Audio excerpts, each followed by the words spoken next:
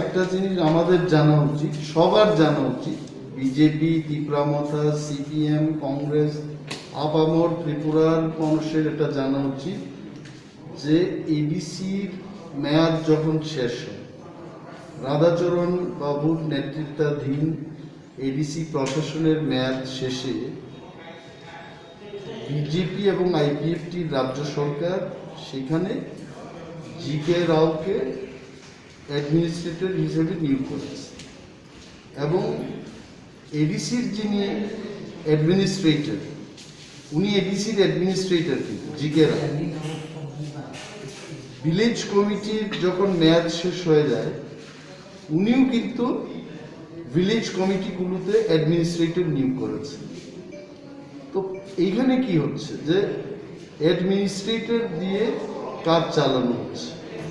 তো যখন এডিসির ইলেকশনটা গেল, তীব্রামথা ক্ষমতায় আসার পর এখন তো সেখানে অ্যাডমিনিস্ট্রেটর থাকার কথা না।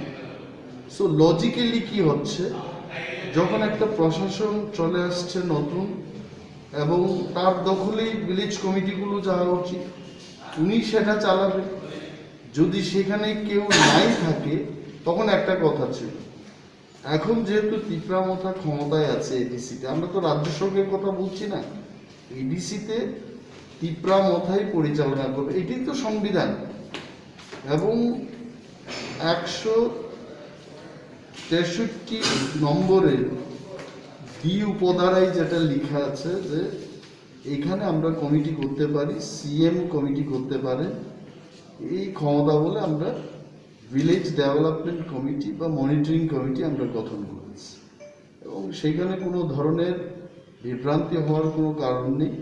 যেখানে রাজ্য সরকার ওনার পঞ্চায়েত সমিতি সেখানে পরিচালনা করবেন, ভিলেজ কমিটিগুলো যেহেতু এডিসির অন্তর্গত, সেখানে তীব্রামথা ভিলেজ কমিটিগুলো পরিচালনা।